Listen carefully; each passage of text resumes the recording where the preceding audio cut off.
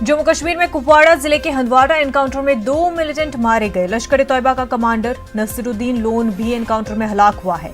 IGP Kashmir Vijay Kumar का कहना है कि नसीरुद्दीन 6 सीआरपीएफ एहलकारों की हलाकत में शामिल था।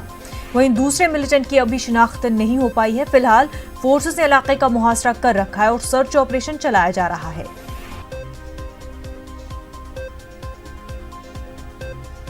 इस वक्त हमारे साथ हमारे नुमाइंदे यहिया हमारे साथ जुड़ चुके हैं। यहिया, इस वक्त एनकाउंटर के हवाले से क्या कुछ अपडेट है?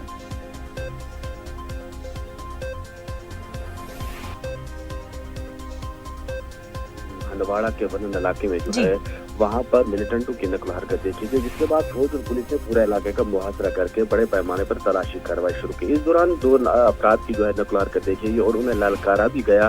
ताहम जो है उन्होंने फायरिंग की। फायरिंग के दौरान तारफीन के बीच जो जबरदस्त फायरिंग हुई, जिसमें 2 मिलिटेंट जो है वो मारे गए हैं। और आईजीपी कश्मीर जो है विजय कुमार ने जो ट्वीट करके बताया कि इस हमले में जो है नसीरुद्दीन जो लश्कर तैयबा का टॉप कमांडर था वो इसमें मारा गया है और पुलिस इससे एक बड़ी कामयाबी से ताबीर कर रहे हैं, क्योंकि पुलिस कह रही है कि इन्होंने अभी इस मिलिटेंट ने अभी तक जो है 6 सीआरपीएफ जवानों को मारा था, जो अलग अलग हमले थे सोपोर और हंदवाड़ा में, जिसमें एक राइफल भी जो है उसने स्नैच की थी वहां पर सीआरपी जवान से।